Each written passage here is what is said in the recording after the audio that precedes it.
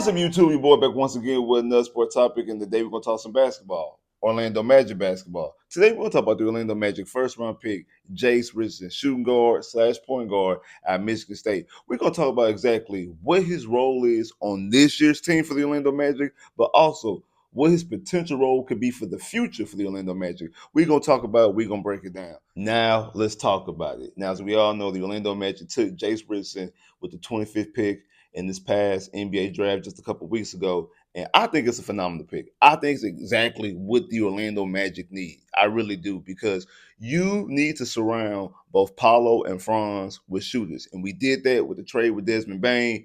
And I also think that we did that with this draft pick right here. I mean, this is an actual, in my opinion, one of the perfect picks and one of the perfect positions for the Orlando Magic, and one of the perfect, like, hey, this player really fits in with this team. When you go through all the players who were drafted in this past NBA draft, I think that Jase Richardson to the Orlando Magic just made so much sense. It was a great, phenomenal pick because he's a shooter, and that's what the Orlando Magic need. That's what Paulo and Franz need. We need shooting, and you did that right here. I mean, a guy who averaged 12 points. He shot 49% from the field. He shot 54% from two, so his 2 pointers were 54%. He shot 41% from three, averaging getting up over three pointers a game. So he shot over 3.3 points a game, average giving you a little under a little under, like, making two of them every game. So he's shooting three. He's almost making two a game. So his total average on the floor, like I said, was 49%. When he averaged 41% from the three-pointer, 54% from two, and altogether his shooting from the field is at 49%. So he's an absolute good shooter. Now, if y'all wondering, wait, if he's that good of a shooter, how he last a pick 25? I don't get it. Why wasn't he a top 5 pick or a top 10 pick or a lottery pick? Like, why was he all the way and actually landed for the Orlando Magic at pick 25? And I think it's because he's viewed as being undersized. And the reason why he's viewed as being undersized is because where Michigan had him playing. Because if I'm not mistaken, I think he went into Michigan as a point guard, but because of necessity, they needed him to play shooting guard, and that's where he plays. So he's a shooting guard slash point guard. I do think on the NBA level, I do think he would end up be playing more point guard. I think it's a good thing that he was able to play some shooting guard and able to show some skills, able to catch and shoot and things like that. So I think he showed some skills at the shooting guard position.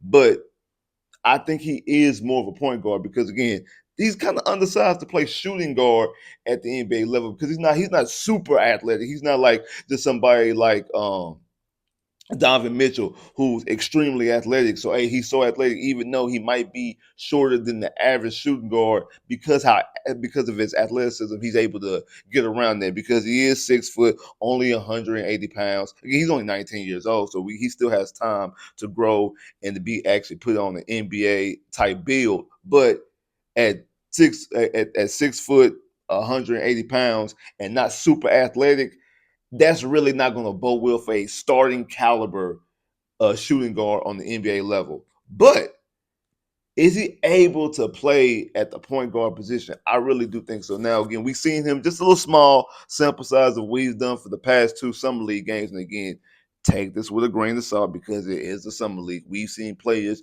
dominate and look good in the summer league and not do anything on the NBA level. Some guys don't even make it to actual NBA rosters. They stay in the G League and stuff like that. So we've seen guys that ball in the summer league before and not really doing, and it doesn't translate and go over to actual NBA games, the actual 82 that actually matter and goes into the playoffs and championship type efforts. So you do got to take that with a grain of salt. But what he's done his first 2 outings out there in the summer league, in my opinion, shows you, hey, you can work with this, especially with this team when you're not asking him to be the guy. You're not asking him to be, hey, we need you to be our primary scorer. We need you to do this and do that. Like, no, we got a specific role for you. We need you to catch and shoot.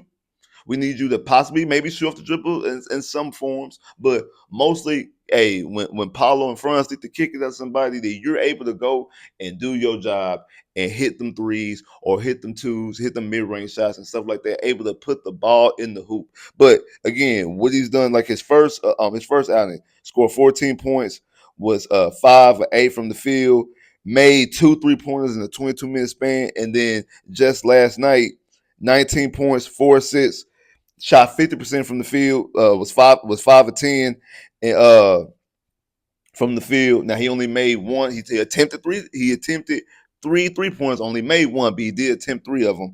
And like I said, in the first game, he attempted. I think he attempted 3 and made 2. If I'm not mistaken, he attempted 3, made 2. So again, he's a guy who shoots the basketball.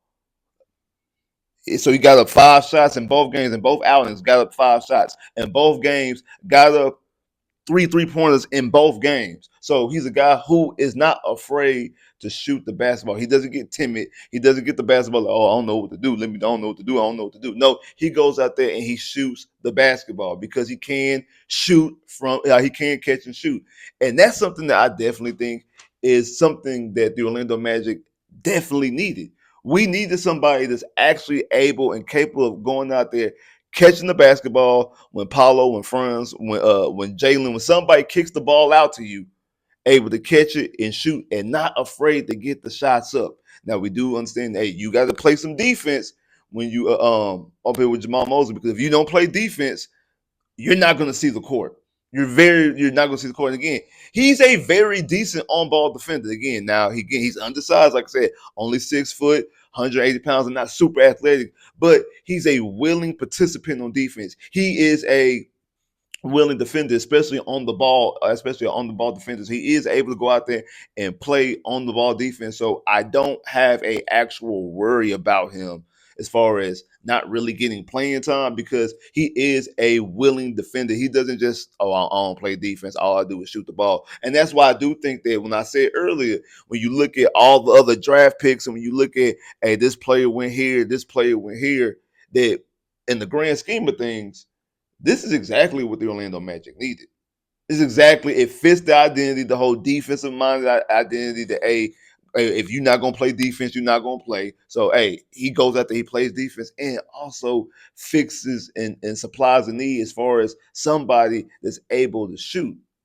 Now, again, the thing is, where is he going to play? Is he going to play shooting guard or is he going to play point guard? And I think right now, this role on his team for this coming up season, again, rookie year, I think this team is trending and aiming towards, we're trying to compete for a championship this year, like this season right here. We're trying to compete for a championship with the moves that they made off season wise, the contracts that they've given out, the trades that they've made, and also the state of the NBA, especially in the Eastern Conference. Where does the Orlando Magic slide? Where's their mindset going on? I think they finally got to the mindset that I've been saying that they need to. Hey, our window is right here, right now. This is what we need to be doing.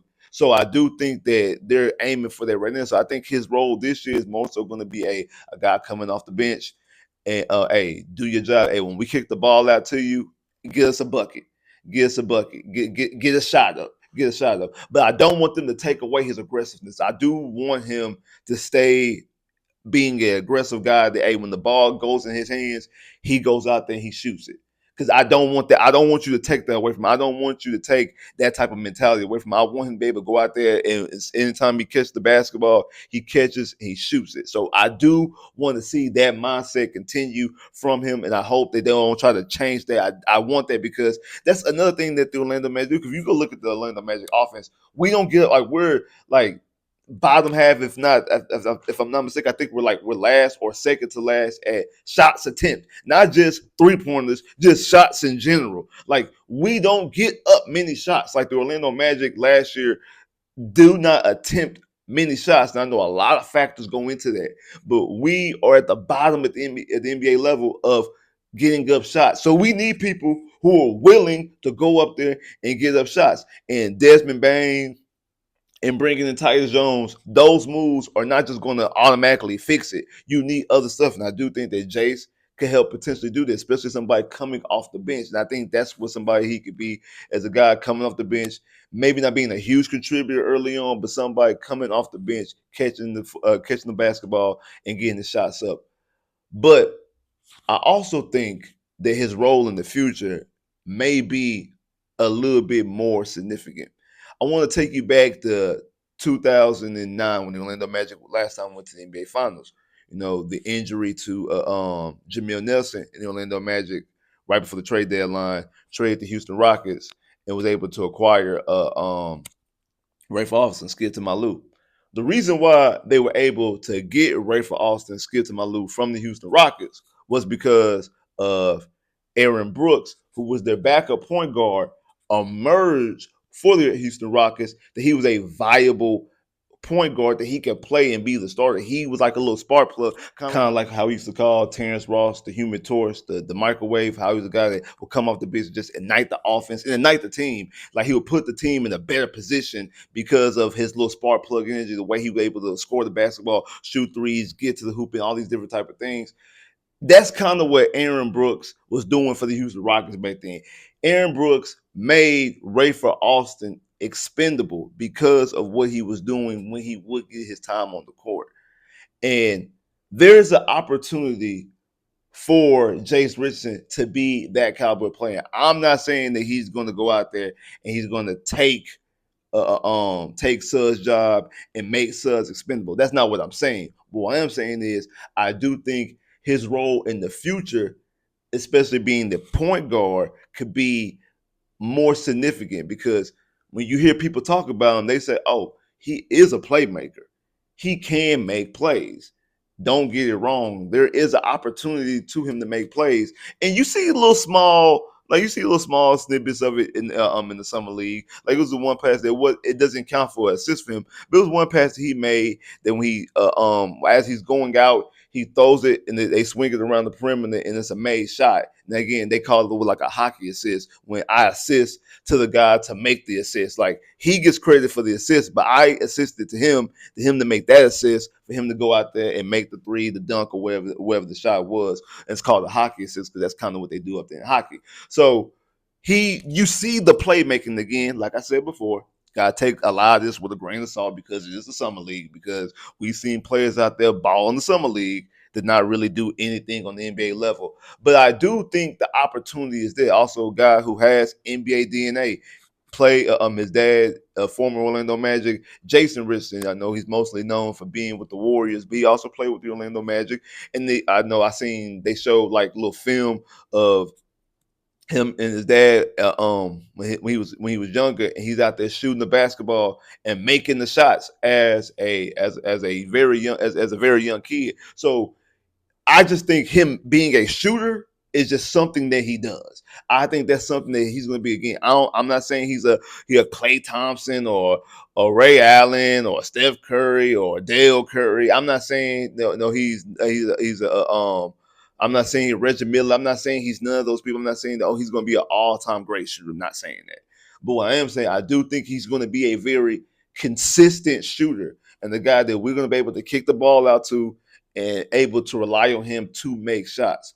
A guy who's willing to play defense is a very good on-ball defender.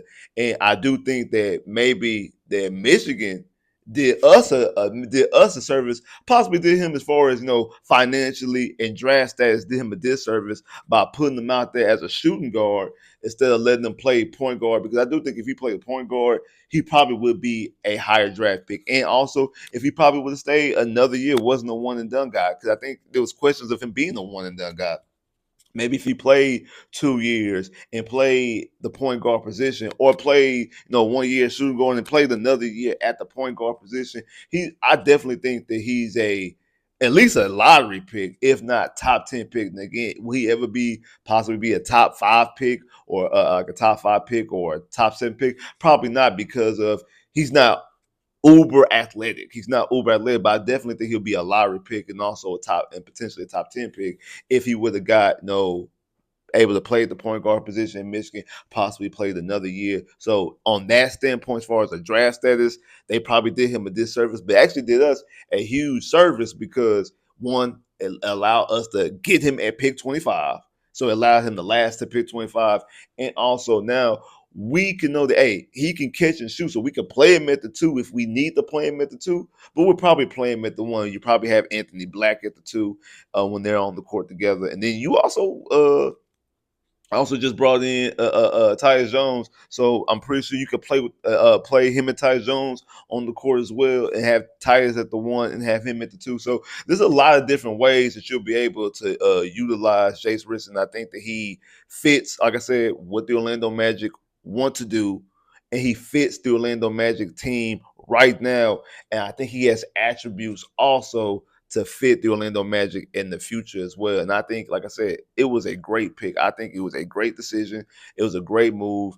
And it's just one of the many moves that this year that Jeff Wellman and Anthony Parker have made this offseason that they're hitting it out the park for a lot of stuff they're doing. I got more videos talking about more of the stuff that they did and my opinions on them. But spoiler alert, I think they've been hitting this offseason out of the park, and this is one of my favorite off seasons. If not my favorite off season, it's probably my favorite off season. I'm not gonna lie to you. It probably is my favorite off season for the Orlando Magic that I've seen. Like this is a phenomenal off season, and they're hitting out the park as they should be doing because the Eastern Conference is wide open. The Eastern Conference is wide open, and it seems like it gets more wide open by the day as the summer keeps going along. It seems like it's getting more wide open by the day. This is the Orlando Magic's time, and I do think a small move like this draft pick, don't sleep on this because this is a pick that a lot of people have just kind of brushed over. And we talking about the Desmond Bains and the Tyus Jones and things like that. Don't sleep on and really outside after the draft, we really kind of forgot about the whole Jase Richardson draft pick. I wouldn't sleep on that. I wouldn't sleep, but I think that this pick could be very vital in the future for the Orlando Magic. Not just right now, not just today. I think right now, I think this is one of those foundational pieces, especially with the draft picks that you use to acquire Desmond Bain, and you're not going to have a draft pick next year. And in a couple of years, you're going to be giving up pick swaps and things like that. That this and Tristan da Silva last year, and obviously also Anthony Black 2 years ago. That these moves here are going to be a lot of your depth. These draft picks are going to be a lot of your depth. We already know what we're doing with the main cast of guys, with the main four, with the main five. These guys right here are going to be your depth. So don't sleep on these moves because these moves are very vital to what the Orlando Magic are going to do in the future, what they're going to do this season, and also what they're going to do in the future. Because it's not just all on Paulo and Franz and Jalen and Desmond Bain. You got to also rely on these guys. These guys got to do their job too. The Anthony Blacks, the Tristan da Silvas, the Jase Richardsons, the Mo Wagner's. Like these guys got to do their job too. Like, subscribe if you haven't, comment below if you haven't, click that bell, get more videos. I holla.